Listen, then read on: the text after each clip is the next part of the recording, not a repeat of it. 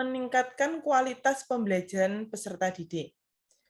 Dengan visi yang kuat, ketika mahasiswa kelak menjalani profesi sebagai guru akan memiliki arah tujuan yang jelas di tengah segala tantangan dan tuntutan perjuangan yang akan dihadapi di masa depan, sehingga dapat terus bersemangat menggerakkan diri beserta segenap pihak dalam ekosistem pendidikan di mana mereka berkarya. Selanjutnya, alur merdeka. Pada mata kuliah proyek kepemimpinan dimulai dari diri, yaitu mengerjakan pertanyaan reflektif terkait kondisi pendidikan di Indonesia dan terkait pendidikan yang diimpikan. Yang kedua, eksplorasi konsep. Di dalam eksplorasi konsep terdapat teori yang melandasi upaya transformasi di dunia pendidikan dan visi pribadi sebagai pendidik profesional.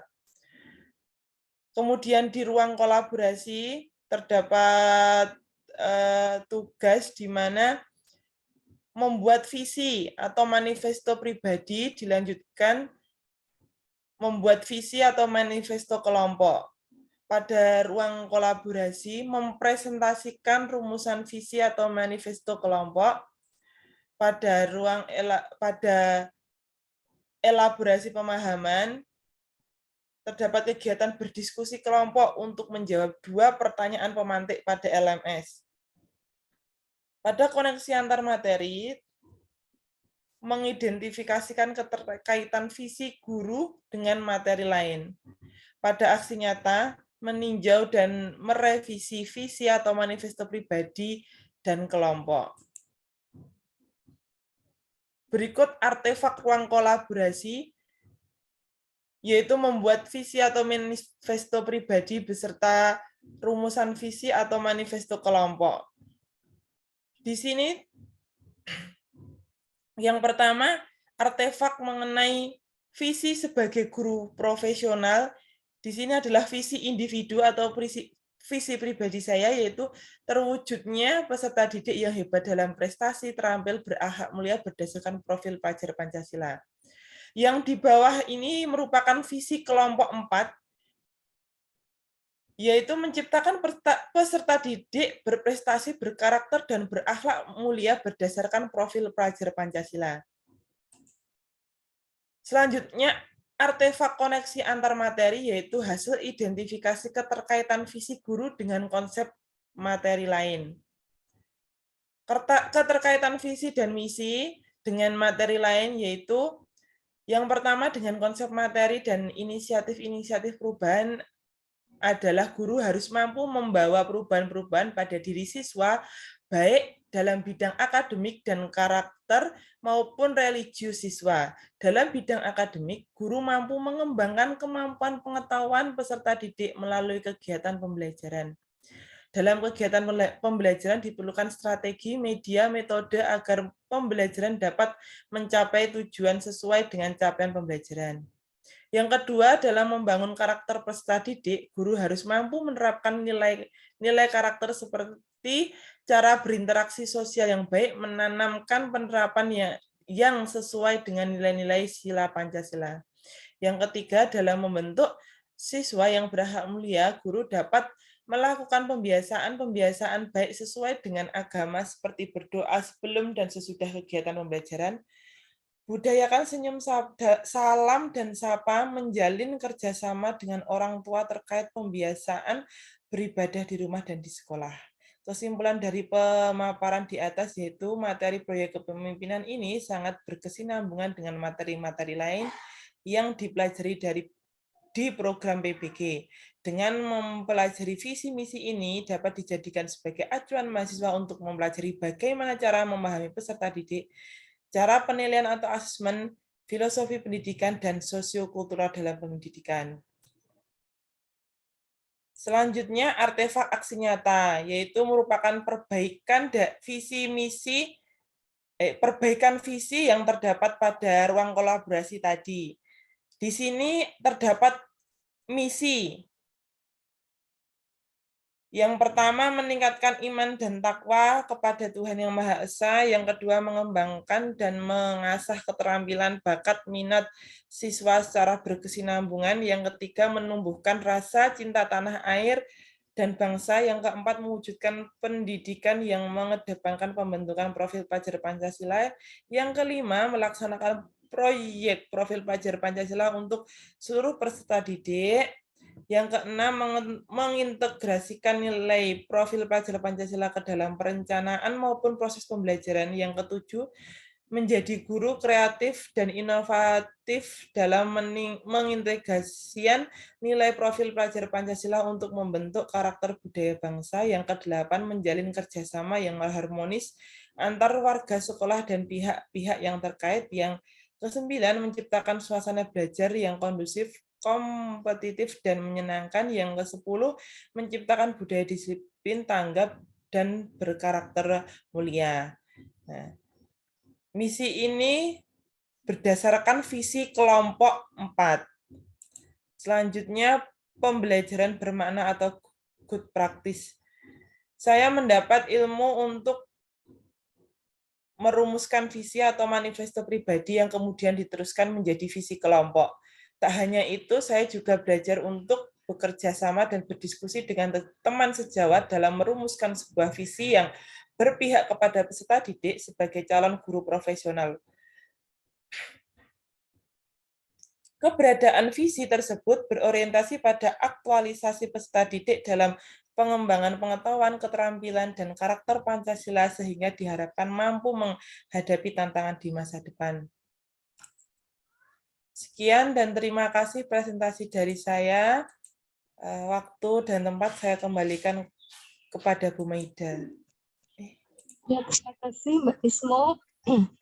Ini menarik sekali ya, ketika pembahasan profil kepemimpinan ini topik 1, yang mana ketika pada saat teman-teman nanti, siapa tahu nanti akan menjadi kepala sekolah gitu ya. Sebelumnya adalah pemimpin di kelas, nanti pun akan menjadi pemimpin sekolah gitu.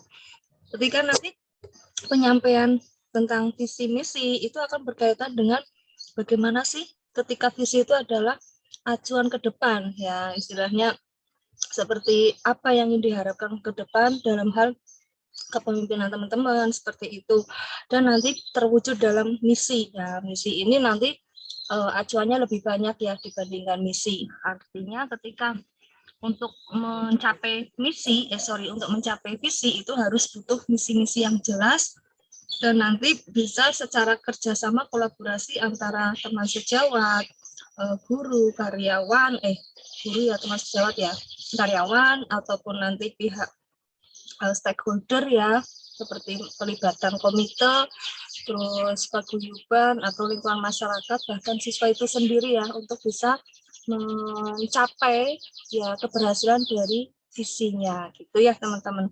Dan ini profil untuk pelajar Pancasila pun yang menjadikan visi yang atau ketika misi itu nanti akan bisa dimasukkan menyesuaikan dengan keterbaruan ya dalam kurikulum Merdeka. Maka dari itu tadi disampaikan memang pada saat visi itu bisa jadi nanti penyesuaiannya adalah ada penyampaian profil pelajar Pancasila gitu ya. Terima kasih untuk Mbak Ismo. Untuk yang sesi 1, sesi 2, topik 2 sinten? Saya Bu Maida. Mbak Auli. Kalau untuk Mas Wibowo topik berapa ya?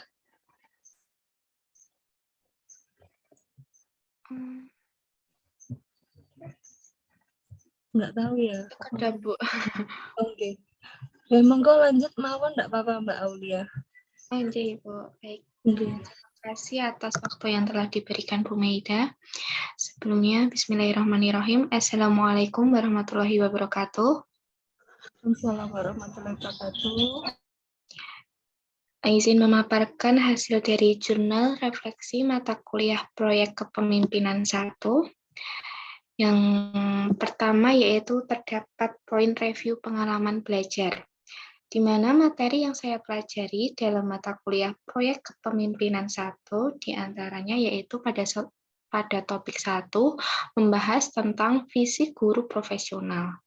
Kemudian pada topik yang kedua membahas tentang pemetaan tantangan dan kekuatan komunitas atau sekolah dalam meningkatkan kualitas pembelajaran peserta didik. Kemudian pada topik 3 membahas tentang perencanaan, implementasi, dan manajemen proyek.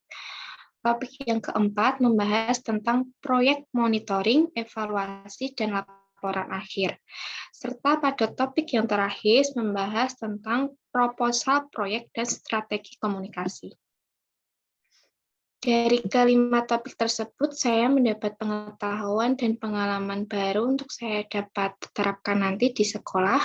Di antaranya yaitu tentang bagaimana saya dapat mengerti bahwa mata kuliah proyek kepemimpinan 1 menekankan bahwa guru perlu mengetahui setiap kekuatan dan kelemahan yang ada di sekolah sebagai tolak ukur dalam meningkatkan kualitas pembelajaran peserta didik.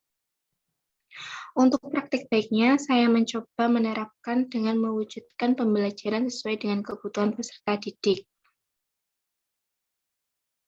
Kemudian pada bagian refleksi pengalaman belajar yang dipilih. Pengalaman belajar yang saya pilih yaitu pada topik 2, membahas tentang pemetaan tantangan dan kekuatan di sekolah dasar yang dituju pada saat PPL 1 sebagai bentuk dalam meningkatkan kualitas pembelajaran peserta didik. Dalam mengidentifikasi aset atau potensi yang telah dimiliki atau telah ada di ekosistem di mana komunitas sasaran proyek berada, dapat menggunakan langkah-langkah dalam sustainability news, yaitu yang pertama ada N-nya, di mana artinya N yaitu nature atau artinya sistem alam. Kemudian yang kedua ada E yaitu ekonomi atau disebut dengan sistem ekonomi. Kemudian yang ketiga ada W atau well-being yang disebut dengan sistem yang menyangkut kesejahteraan psikologis sumber daya manusia. Dan yang terakhir ada S yaitu society atau yang disebut dengan sistem kemasyarakatan. Kemudian terdapat analisis artefak dalam pembelajaran. Pada ruang kolaborasi, saya bersama dengan kelompok melakukan kegiatan 1 dan kegiatan 2, di mana pada kegiatan 1 yaitu menggabungkan 2 ujung mata rantai, sedangkan pada kegiatan 2 yaitu menentukan strategi pemetaan tantangan dan kekuatan dalam suatu sekolah yang dituju. Kemudian pada elaborasi pemahaman, saya bersama dengan kelompok memaparkan hasil pengamatan yang kami lakukan di SD yang dituju, yaitu SD Negeri 2 Banmati. Kelompok kami mampu merumuskan pemetaan atau tantangan serta kekuatan pada sekolah pendidikan yang kami bantu tersebut. Kemudian pada bagian koneksi antar materi, saya bersama dengan kelompok menentukan sasaran yang dituju, yaitu di mana kelompok kami menentukan atau membuat program bimbingan membaca dan berhitung, Kalistung. Kekuatannya yaitu berupa dukungan dari pihak sekolah untuk menyelenggarakan program tersebut dan didukung dengan sarpras yang memadai. Selain kekuatan, ada pula kelemahan, diantaranya yaitu kurangnya antusias siswa dalam mengikuti pembelajaran dan terdapat peserta didik yang belum bisa membaca sama sekali sehingga perlu adanya bimbingan yang ekstra. Kemudian pada aksi nyata, saya bersama dengan kelompok membuat laporan daftar prakarsa perubahan yang dapat menjadi alternatif pilihan yang melandasi proyek kepemimpinan. Kemudian pada bagian pembelajaran bermakna atau good practice, di mana proses perubahan yang ingin saya terapkan yaitu terkait tentang bagaimana saya bisa menggali setiap kelebihan atau kekuatan yang ada di sekolah, kemudian membentuk suatu program sekolah sebagai upaya dalam meningkatkan kualitas pembelajaran peserta didik. Praktik baiknya saya lakukan yaitu dengan cara menggali informasi tentang kelebihan dan kekuatan sekolah yang dituju pada saat PPL 1, yaitu di SD Banmati 2. Kemudian saya bersama dengan kelompok membuat salah satu program yang mendasari kekuatan di sekolah tersebut. Saya bersama dengan kelompok kemudian menyepakati membuat program Kalistung di SD Banmati 2 sebagai upaya dalam meningkatkan kualitas proses pembelajaran. Kesimpulannya yaitu pada mata kuliah proyek kepemimpinan 2 pada topik 2 tentang pemetaan tantangan dan kekuatan komunitas atau sekolah dalam meningkatkan kualitas pembelajaran peserta didik memberikan pemahaman baru pada saya bahwa setiap sekolah tentunya mempunyai kekuatan dan kelemahan. Setiap guru harus mampu meningkatkan apa yang menjadi kekuatan sekolah dan meminimalisir apa yang menjadi kekurangan sekolah. Dengan adanya kerjasama dari berbagai pihak atau stakeholder sekolah juga perlu dilakukan agar peningkatan di dalam proses pembelajaran dapat berjalan secara maksimal. Oke, mungkin itu saja Bu Maida yang dapat saya sampaikan. Kurang lebihnya saya mohon maaf. Wassalamualaikum warahmatullahi wabarakatuh. Waalaikumsalam warahmatullahi wabarakatuh. Terima kasih untuk Mbak Aulia.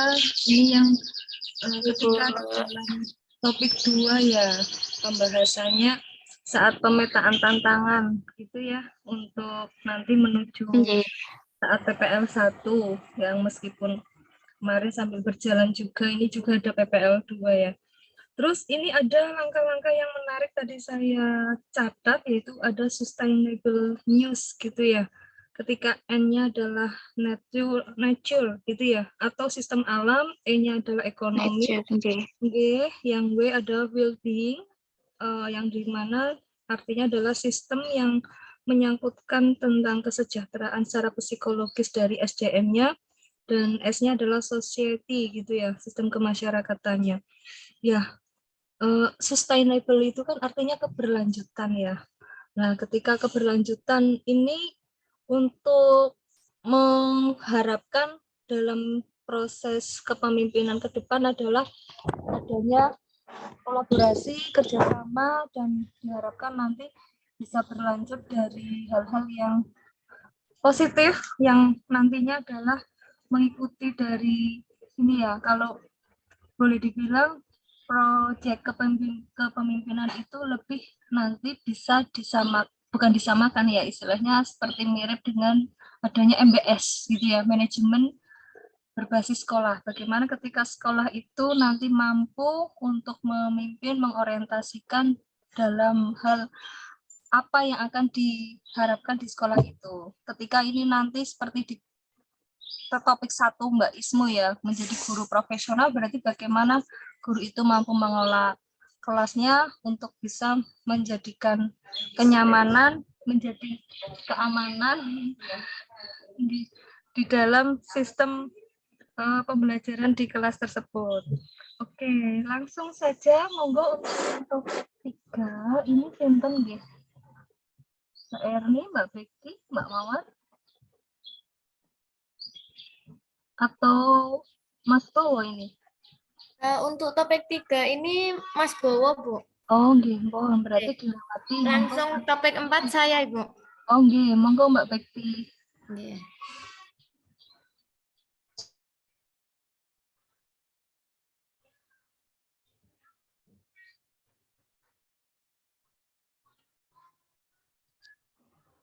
Sampun, Mbak.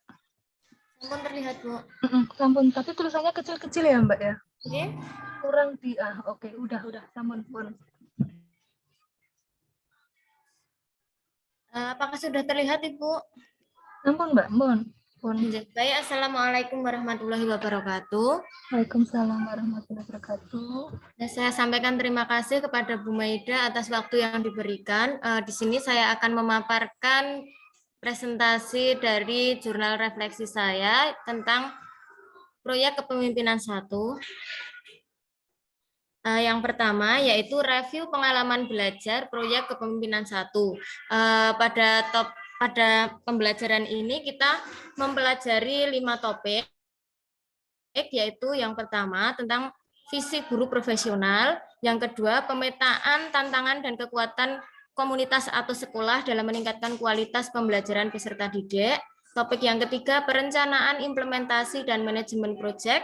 Topik yang keempat, proyek monitoring, evaluasi, dan laporan akhir. Serta topik yang kelima, proposal proyek dan strategi komunikasi. Selanjutnya yaitu refleksi pengalaman belajar yang dipilih. Pada mata kuliah ini saya memilih topik 4, yaitu proyek monitoring, evaluasi, dan laporan akhir. Pada topik ini, mendorong mahasiswa untuk langsung menerapkan keterampilan pengambilan keputusan, sekaligus menegosiasi ketika melakukan konfirmasi dan revisi rencana proyek mereka terhadap rencana monitoring, evaluasi pembelajaran, refleksi, terutama dalam segi pemantauan atas waktu, pembiayaan, dan kualitas. Pada topik ini ada beberapa template yang direkomendasikan untuk digunakan dalam topik ini. Yang pertama itu ada template pemantauan atas waktu pelaksanaan. Yang kedua itu ada template pemantauan atas kualitas deliverable. Yang ketiga ada template pemantauan atas anggaran. Yang keempat ada template penilaian atau asesmen manfaat program. Yang kelima ada template laporan evaluasi manfaat program. Yang keenam ada template laporan akhir proyek. Nah, untuk mempelajari topik ini kami menggunakan alur Merdeka sesuai yang ada di dalam LMS. Yang selanjutnya yaitu analisis artefak pembelajaran pada eksplorasi konsep. Pada eksplorasi konsep ini terdapat 3 template, yaitu pemantauan atas waktu, pemantauan atas anggaran, dan pemantauan atas kualitas. Dari template-template ini kita diminta untuk berdiskusi dan mengisikan setiap template-nya, seperti pemantauan atas waktu, itu ada kegiatan, waktu yang direncanakan kapan, dan waktu pelaksanaannya kapan, serta dalam pemantauan anggaran juga sama, anggaran yang direncanakan berapa, serta yang digunakan berapa, seperti itu. Dan yang terakhir ada pemantauan atas kualitas. Yang selanjutnya yaitu analisis artefak pembelajaran pada ruang kolaborasi. Pada ruang kolaborasi ini kami diminta untuk berkelompok dan mengintegrasikan standar kualitas pencapaian proyek kelompok ke dalam rencana pemantauan proyek, di mana pada template-nya ini ada penilaian pemanfaatan program, evaluasi pemanfaatan program, dan laporan akhir proyek. Yang selanjutnya yaitu analisis artefak pembelajaran pada demonstrasi kontekstual. Pada demonstrasi kontekstual ini kami secara kelompok mempresentasikan dengan efektif rencana pemantauan proyek yang telah kelompok kami buat. Pada demonstrasi kontekstual ini berisi pemantauan atas waktu, anggaran, dan kualitas proyek.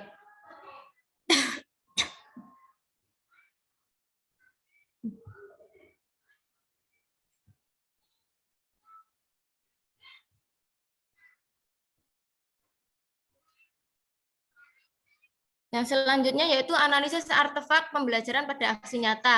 Pada aksi nyata ini mahasiswa mulai menguatkan perannya dalam proyek kelompok dengan menyusun rencana pengembangan diri.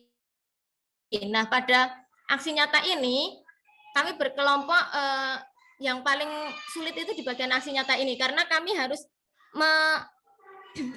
memilih teman kami sesuai dengan karakteristik serta peran apa yang cocok di dalam proyek yang akan kami laksanakan. Pada proyek ini kami memilih farming gardening project di SD Negeri 2 Banmati, Sukoharjo. Selanjutnya yaitu pembelajaran bermakna atau good practice. Setelah mempelajari topik 4 ini, saya memahami bahwa dalam melakukan proyek kita harus saling bekerja sama agar tujuan proyek dapat tercapai. Sebagai anggota kelompok harus mampu menyelesaikan satu tantangan diri yang diperlukan dalam menunaikan perannya dalam tahap implementasi proyek. Selain itu, kita juga harus dapat membuat rencana proyek karena dalam menentukan kualitas dan kesuksesan proyek itu diperlukan bukti yang konkret dan kehadiran bukti tersebut sudah dipersiapkan sejak tahap perencanaan melalui rencana monitoring, evaluasi, dan laporan akhir. Demikian yang dapat saya sampaikan. Kurang lebihnya mohon maaf. Wassalamualaikum warahmatullahi wabarakatuh. Assalamualaikum warahmatullahi wabarakatuh. Terima kasih Mbak Bekti.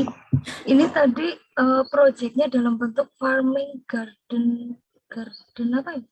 Farming gardening project Ibu. Jadi kelompok kami itu memilih untuk menanam di SD Banmati karena dilatar belakangi oleh di SD itu ada tanah yang tidak dimanfaatkan. Jadi kami berpikir untuk seperti membuat laboratorium itu loh Bu. Jadi nanti di dalamnya ada tumbuhan hortikultural, tumbuhan obat atau toga seperti itu Bu. Ya, itu kan bisa diimplementasikan ke dalam profil pelajar Pancasila.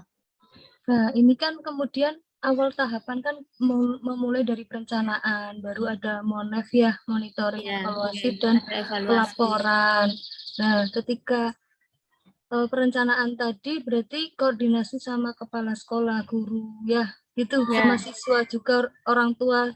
Ya, dalam proyek ini kami menjalin kerjasama dengan mitra sekolah, dengan Dinas Pertanian juga Ibu. Diminta untuk melakukan penyuluhan ke SD seperti itu. Siap, betul, karena memang perlu ada ahli gitu ya, ketika kita akan mengatakan, oh kenapa sih pentingnya tanaman toga, kenapa kemudian penghijauan untuk apa lahan-lahan yang kurang dimanfaatkan. Ya. Istilahnya kayak saya pernah melakukan pengabdian masyarakat ya teman-teman. Apa sih pengabdian masyarakat? Yaitu melakukan hal-hal yang bisa mendongkrak dari suatu tempat, yaitu kebetulan di SD gitu kan. Nah, ketika di sana itu apa lahannya itu apa di halaman depan sekolah itu apa belum banyak tanaman gitu ya. Kemudian di belakang sekolah itu hanya untuk apa istilahnya lorong-lorong yang tidak dimanfaatkan, dan itu karena kalaupun cuaca panas atau apa jadinya kan kurang bagus ya, maksudnya keindahan ketika di sekolah kok gundul pluntus gitu ya, enggak ada apa-apa. Akhirnya kemudian dari kami memberikan satu solusi dengan memberikan satu apa ya istilah penyuluhan gitu kan, dengan melalui pakar. Terus kemudian selanjutnya siswa diberdayakan juga ketika mereka diminta untuk melakukan proses penanaman. Jadi diajari untuk bercocok tanam, khususnya adalah dengan menggunakan polybag terlebih dahulu. Kemudian pada saat MONEF pun demikian. Kita melakukan apa ya istilahnya proses pengawasan ketika mereka itu dalam sehari berapa kali menyiram, atau nanti seminggu intensitas itu tumbuh kembangnya dari tanaman tersebut itu seperti apa gitu. Nah, sejauh ini apakah sudah balik lagi ke Banmati 2 Mbak Bekti untuk melihat hasilnya atau sejauh mohon maaf Ibu, untuk proyek kepemimpinan 1 dan kepemimpinan 2 itu ternyata berbeda Ibu. Kalau di kepemimpinan 1 itu kan kita secara kelompok. Jadi dalam satu kelas kita PGSD itu kan ada 6 kelompok. Jadi kita semua itu masing-masing punya program Ibu. Nah, akan tetapi dan program di semester 1 itu sasarannya di SD. Nah, akan tetapi setelah semester 2 ini itu mengalami perubahan Bu. Jadi 2 kelompok dijadikan 1. Jadi anggotanya lebih banyak dan sasarannya ke masyarakat Ibu. Jadi yang awalnya saya ke SD itu pindah ke masyarakat. Akan tetapi proyek kami itu alhamdulillah masih bisa dipertahankan. Tapi kalau ya ada kelompok teman-teman yang lain itu harus berganti proyeknya dengan yang baru seperti itu Bu. Oh gitu, berarti memang berbeda ya. Karena beda Bu. Saya ketika kalau langkah awal pertama di proyek kepemimpinan 1 lebih ke sekolah dasar gitu ya. Jadi kalau yang kedua itu seperti ke masyarakat nanti kayak KKN gitu ya Mbak. Iya. Terus untuk ke proyek kepemimpinan 2 itu kami terapkan di Punden Bulu Bu, Kecamatan Bulu. Matur nuwun atas konfirmasinya Mbak Bekti, ini menarik sekali ya, nantinya lebih meluas dari sustainable news-nya ya gitu nggih, ya enggak gitu yang tadi bukan hanya topik fisik guru profesionalnya, tapi sustainable news-nya adalah SDM-nya lebih meluas gitu. Oke, matur nuwun. Lanjut untuk Mbak Mawar atau Mbak Erni. Saya dulu Ibu untuk topik 5. Oh, monggo lah Mbak Mawar nanti topik. Topik 5 ada 2 Ibu, saya dan Mbak Mawar. Nanti saya dulu, kemudian dilanjutkan Mbak Mawar. Oke, siap. Monggo lanjut. Nggih, Ibu. Yang topik 3 ya kosong ya, gitu nggih, Mas. Nggih. Mohon maaf, izin share screen nggih, Ibu nggih. Nggih, siap. Apakah sudah tampil di layar, Ibu? Mohon maaf. Proses. Oh, sampun Mbak. Monggo. Oke. Besar. Bismillahirrahmanirrahim. Assalamualaikum warahmatullahi wabarakatuh. Waalaikumsalam warahmatullahi wabarakatuh. Sebelumnya terima kasih Bu Meida dan rekan-rekan semua atas waktunya. Di sini saya akan melanjutkan jurnal refleksi pada mata kuliah proyek kepemimpinan, khususnya pada topik 5. Baik, di sini untuk pengalaman belajar, materi yang saya dapatkan dari proyek kepemimpinan ini sangat banyak sekali. Tadi sudah dijabarkan oleh rekan-rekan saya sebelumnya. Dari topik 1 tentang pentingnya seorang guru itu memiliki sebuah visi. Agar dalam melaksanakan tugasnya, dia memiliki arah tujuan yang jelas.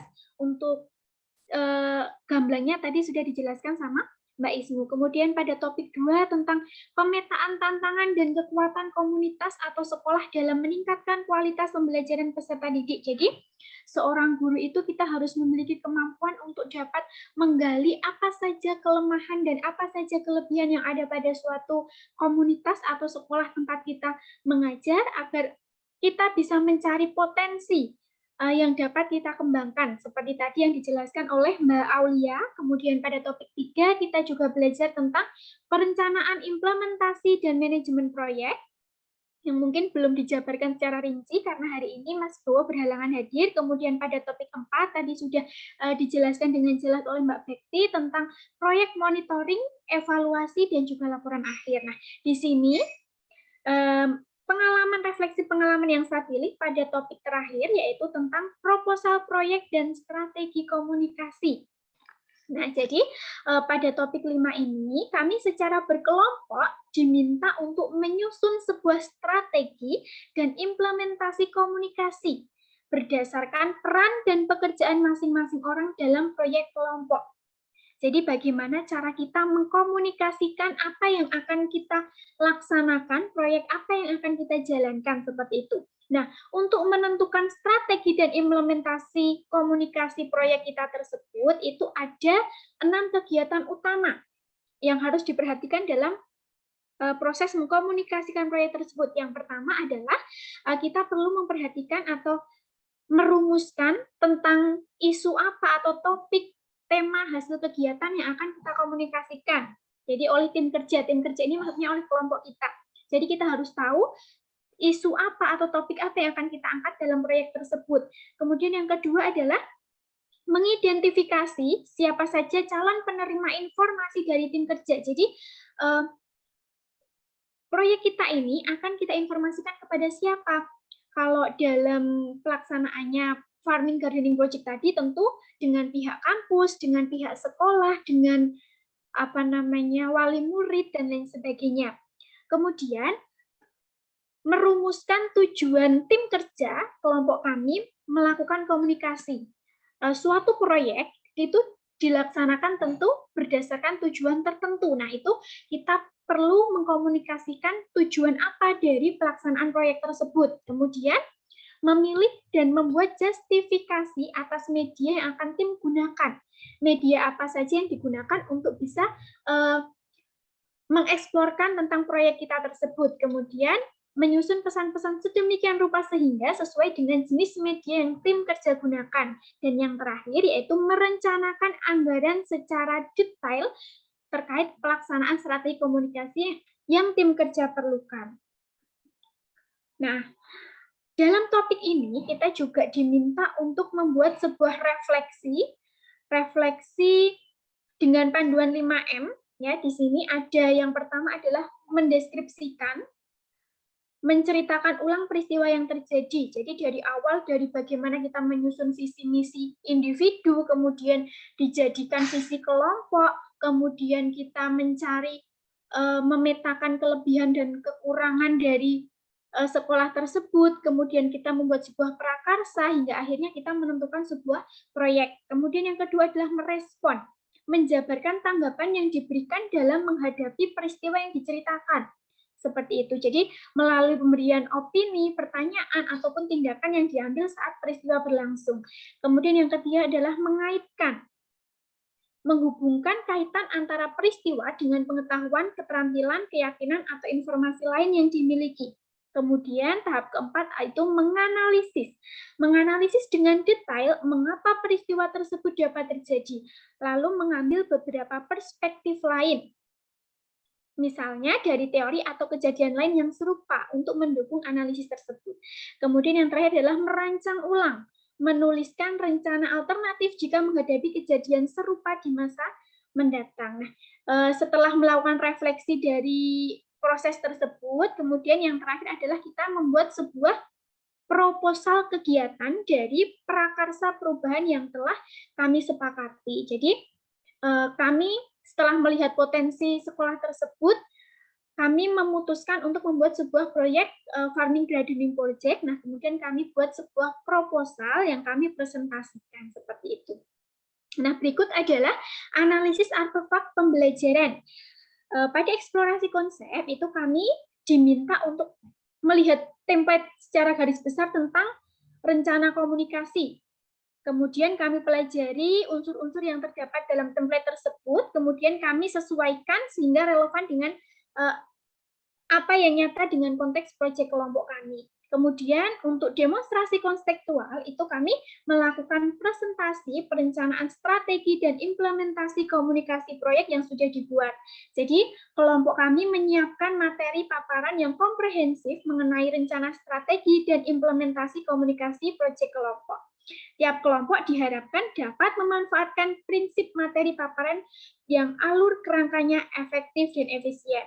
Berikut ini adalah sedikit gambaran ya tentang rencana komunikasi yang sudah kelompok kami buat, di mana di sini ada poin-poin penting. Yang pertama tadi sesuai unsur-unsurnya ya, kepada siapa komunikasi akan disampaikan. Nah, karena kami di sini akan melaksanakan di SD Negeri Banmati 2, tentu kami perlu memberikan komunikasi, menjalin komunikasi dengan Kepala Sekolah SD Negeri Banmati 2, kemudian kami juga menjalin komunikasi dengan Dinas Pertanian Kabupaten Sukoharjo, kampus PPG Univet tentu, kemudian mitra kerjasama yang akan kami jalin kerjasama untuk sponsor kami, yaitu kalau tidak salah kemarin Mandiri Tani yang menyediakan bibit tanaman untuk kelompok kami. Kemudian di sini juga ada tujuan komunikasi kepada pihak tersebut. Jadi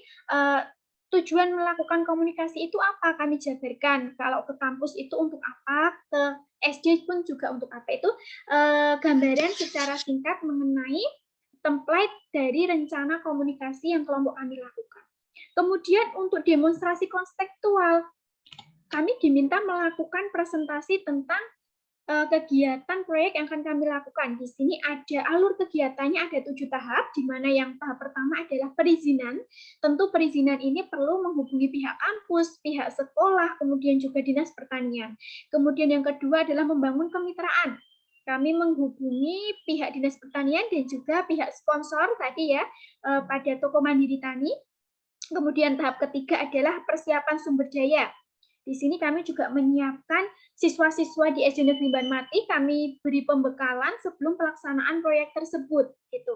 Kemudian tahap keempat adalah pelaksanaannya. Ini kami juga bersama-sama dengan seluruh guru di SD Negeri Banmati 2 untuk rencananya agar dapat berjalan dengan baik. Kemudian tahap kelima evaluasi dengan adanya monitoring dan lain sebagainya, dan tahap terakhir adalah sebuah pelaporan dari hasil kegiatan proyek tersebut. Itu adalah garis besarnya yang kami presentasikan pada demonstrasi konseptual.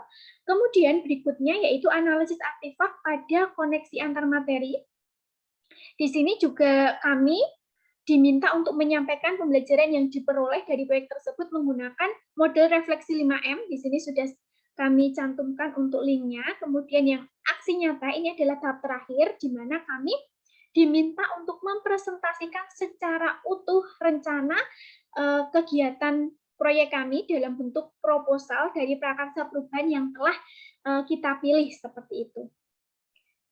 Nah, dari proposal tadi kami ajukan kepada pihak sponsorship agar dapat mendapatkan bantuan untuk tanaman seperti itu. Nah, dari beberapa materi tersebut, saya dapat mengambil good practice-nya, yaitu pembelajaran bermaknanya, bahwa seorang guru itu perlu merumuskan sebuah visi individu dari awal tadi. Kemudian, dari visi individu itu kita diskusikan bersama dalam kelompok, kita jadikan sebuah visi kelompok yang berorientasi pada aktualisasi peserta didik dalam mengembangkan pengetahuan, keterampilan, dan karakter Pancasila sehingga mampu menghadapi tantangan di masa depan. Nah, selain itu, melalui sebuah proyek yang kami rencanakan, kami belajar banyak bagaimana menganalisis sebuah kekuatan dan kelemahan suatu hal untuk kemudian kami cari solusinya bersama, kemudian menyadari pentingnya kerjasama dalam berbagai hal yang akan mempermudah kita dalam menyelesaikan suatu persoalan. Dibuktikan dalam setiap pelaksanaan proyek tersebut, kita tidak dapat berjalan sendiri tanpa pihak-pihak yang membantu seperti itu. Jadi pentingnya teamwork di sini sangat diperlukan. Baiklah, demikian tadi presentasi dari saya untuk topik 5. Mungkin apabila nanti ada kekurangan bisa dilengkapi oleh Mbak Mawar. Sekian dari saya, Ibu. Ada kurang lebihnya mohon maaf. Wassalamualaikum warahmatullahi wabarakatuh. Waalaikumsalam warahmatullahi wabarakatuh. Nanti lanjut Mbak Mawar. Nggih, Bu. Gitu, monggo. Nggih. Mohon izin untuk share screen nggih, Bu. Oke, Mbak Mawar. Udah sembuh, Mbak, ini radanya ya kalau habis. Sudah, alhamdulillah sudah lumayan. Biasanya menuju ke batuk kalau habis radang. Apakah sudah? Sampun sudah terlihat. Sebelumnya terima kasih atas kesempatan dan waktunya Ibu dan juga teman-teman. Mohon izin untuk memaparkan mengenai jurnal refleksi pada seminar pendidikan mata kuliah proyek kepemimpinan 1. Nah, pada mata kuliah ini terdapat 5 proyek, yaitu 5 topik, yaitu yang pertama topik visi guru profesional yang mana telah dijelaskan oleh Mbak Ismu. Topik 2 mengenai pemetaan tantangan dan kekuatan komunitas atau sekolah dalam meningkatkan kualitas pembelajaran peserta didik yang juga sudah dijelaskan lebih rinci oleh Mbak Aulia. Topik ketiga untuk perencanaan, implementasi, dan manajemen proyek yang mana belum dijelaskan secara rinci oleh Mas Bowo karena berhalangan untuk hadir. Dan yang ke topik keempat yaitu project monitoring, evaluasi, dan laporan akhir yang sudah dijelaskan oleh Mbak Uti. Kemudian yang terakhir atau yang topik 5 yaitu proposal project dan strategi komunikasi yang akan saya review lebih lanjut. Nah, pada pembahasan topik 5 ini yaitu membahas mengenai proposal project dan strategi komunikasi yang mana merupakan fase bagi mahasiswa dan kelompoknya dalam menyelesaikan perencanaan proyek yang akan dilaksanakan pada semester 2. Nah, dalam topik ini memberikan pengalaman bagi saya dalam hal merencanakan proyek kepemimpinan dengan menjalankan prinsip kreatif inovatif secara berkelompok atau berkolaborasi. Selain itu, saya juga belajar bagaimana melakukan refleksi 5M yang sudah dijelaskan oleh Mbak Erni juga terkait dengan proyek kepemimpinan berupa farming gardening project yang telah direncanakan bersama. Nah, dengan melakukan kegiatan refleksi, saya dapat mereview kembali peristiwa yang terjadi selama merencanakan proyek, dapat memberikan tanggapan terkait dengan peristiwa tersebut, menganalisis penyebab terjadinya peristiwa, serta memikirkan tentang alternatif pemecahan masalah. Nah, apabila di sini dalam menjalankan atau merencanakan proyek menemukan suatu kendala atau hambatan, maka kami bersama-sama juga menemukan jalan alternatif sebagai pemecahan masalah yang telah ditemui. Kemudian sebagai alternatif pemecahan masalah jika mengalami permasalahan yang sama di kemudian hari. Kemudian untuk selanjutnya pada refleksi pengalaman belajar yang dipilih. Nah, menurut saya pada pembahasan topik ini tuh sangat penting untuk dipelajari bagi seorang guru dalam merencanakan sebuah proyek. Di sini saya juga melakukan refleksi 5M terkait dengan proyek kepemimpinan yang berjudul Farming Gardening Project di SDN 2 Banmati, Sukoharjo. Kemudian bersama kelompok, saya dapat menyiapkan bahan materi untuk presentasi proposal proyek secara utuh, serta dapat membuat esai terkait dengan perspektif saya dalam memandang kinerja kelompok, kualitas hasil kerja kelompok, dan kinerja atau kontribusi diri saya dalam pencapaian kelompok.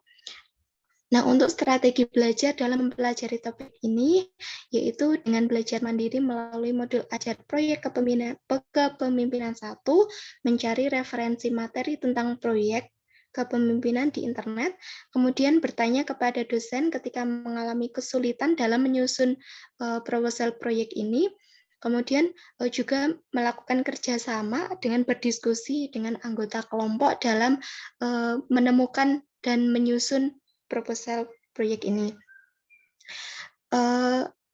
Saya mempelajari mata kuliah proyek kepemimpinan 1 dengan alur merdeka, yaitu yang pertama mulai dari diri dengan menuliskan atau menelaah pengalaman pribadi saya ketika melakukan refleksi, kemudian saya menguraikannya pada bagian atau kolom yang telah disediakan.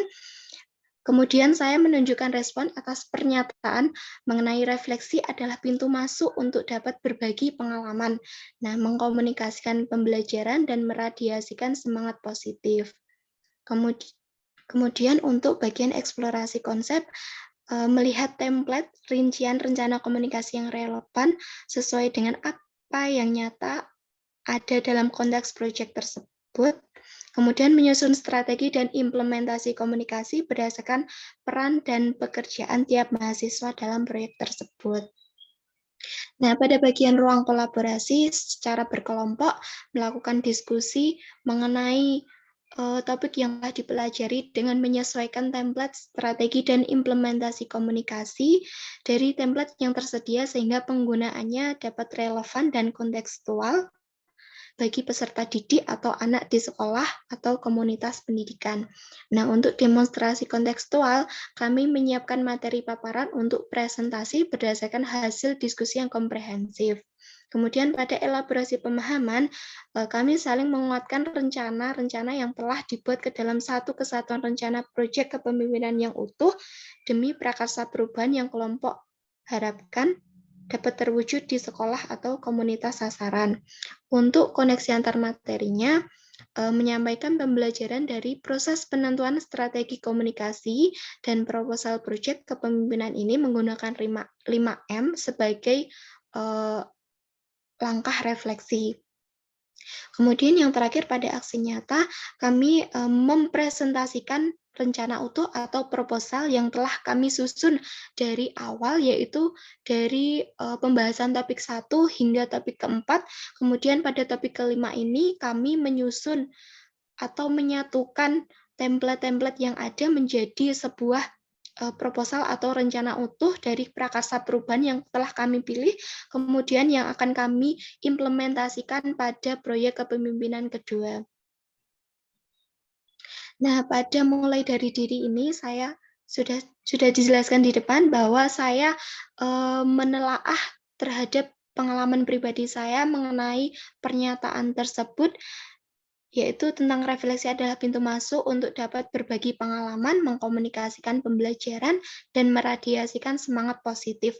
Nah, saya juga menjawab 3 pertanyaan, yaitu meliputi pendapat, apakah saya setuju dengan pernyataan tersebut, kemudian apa kaitan pernyataan di atas dengan proyek kepemimpinan yang telah kami pilih, kemudian yang ketiga, apa keuntungan jika sebagai guru pemimpin memiliki keterampilan yang baik dalam melakukan refleksi.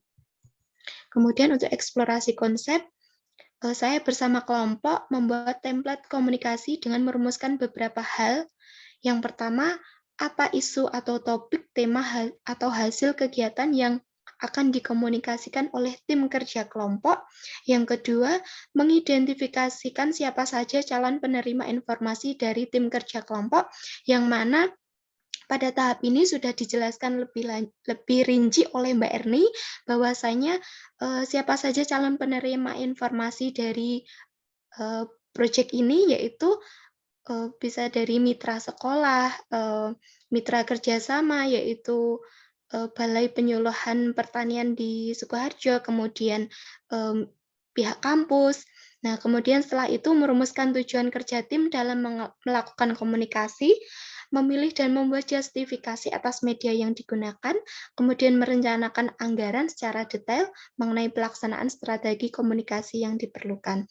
Nah, selanjutnya pada bagian demonstrasi kontekstual, mempresentasikan hasil diskusi mengenai perencanaan strategi dan implementasi komunikasi proyek yang telah dibuat dengan paparan materi yang komprehensif dan memanfaatkan prinsip alur kerangka efektif dan juga efisien. Nah, di sini juga pada pemaparan materi yang pertama terdapat identitas proyek, yaitu nama proyeknya Farming Gardening Project. Kami memilih lokasi di SDN 2 Banmati Sukoharjo. Nah, untuk perkiraan waktu pelaksanaannya yaitu pada bulan Februari sampai Maret, sedangkan untuk ketua koordinator pelaksanaan di lapangan nanti Mas Agus Triwibowo, kemudian wakilnya Mbak Bekti, dan sekretaris Mbak Aulia, bendaharanya Mbak Erni, dan saya, Human dan Tukdekdok, yaitu Mbak Ismu Wijareni. Kemudian pada alur kegiatan terdapat 6 alur, yang mana mohon maaf ini kurang jelas, jadi tadi sudah dijelaskan juga oleh rekan saya lebih detail. Kemudian untuk selanjutnya pada bagian koneksi antar materi, yaitu saya melakukan refleksi menggunakan model 5M yang terdiri dari 5 langkah refleksi, yaitu yang pertama, mendeskripsikan langkah refleksi, yang mana saya menceritakan ulang peristiwa yang terjadi dari awal perencanaan hingga menyusun proposal ini.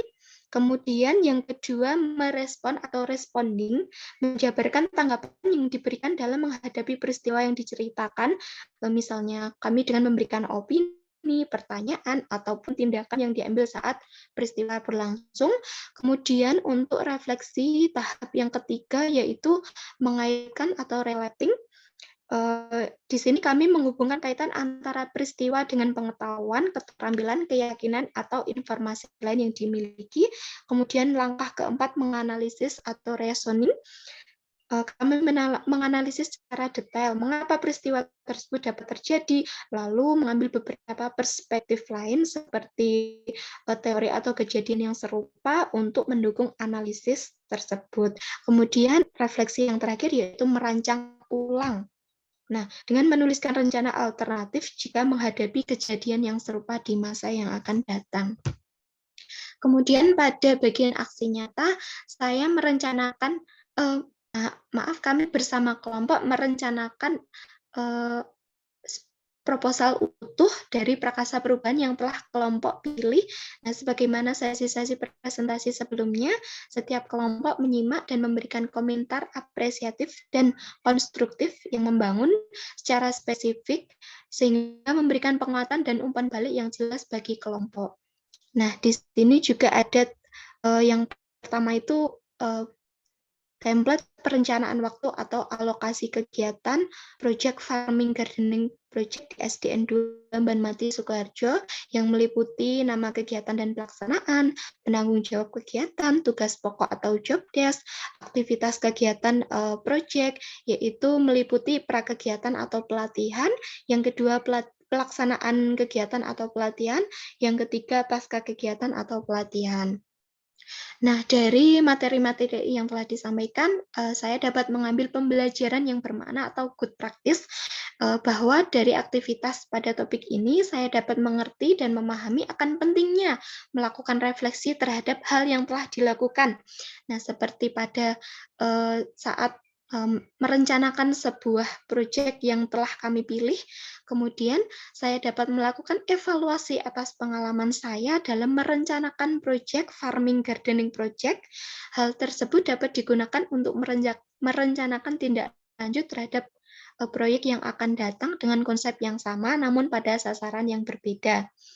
Nah, hal ini bisa juga sebagai gambaran apabila nanti saya beserta kelompok membuat proyek yang sama namun dengan sasaran yang berbeda. Nah,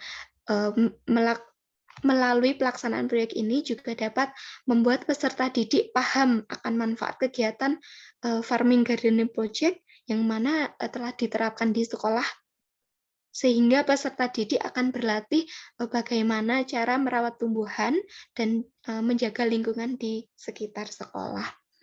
Demikian paparan dari saya. Apabila ada kurang lebihnya, saya mohon maaf.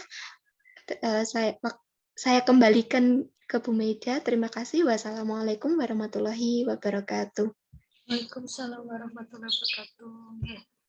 Terima kasih Mbak Mawar dan Mbak Erni ya tadi ya, ketika di topik 5 secara pengusulan adalah proyek proposalnya ya terkait dengan strategi komunikasi gitu.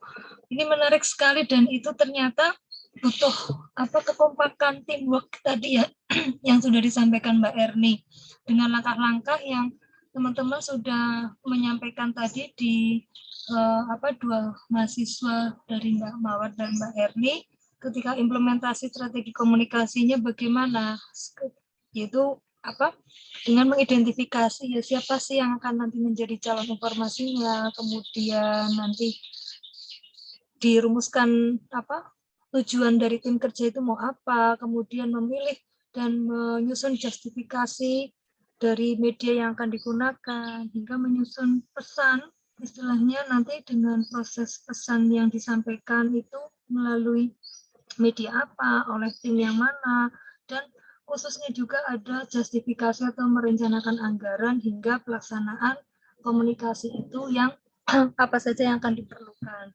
Dan pun tadi pun saya simak ada 5M gitu ya, gitu. Menarik sekali bagaimana ketika di sini nanti ada reportingnya, respondingnya, relating ya, atau lalu reasoning, kemudian ada reconstructing gitu ya.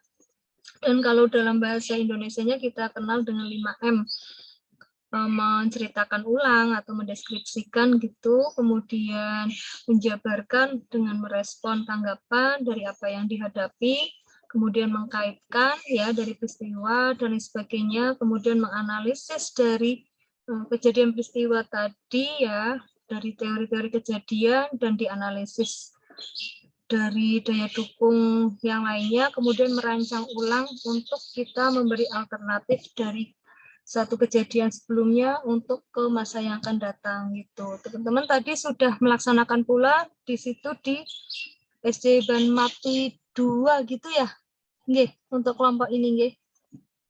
Ibu.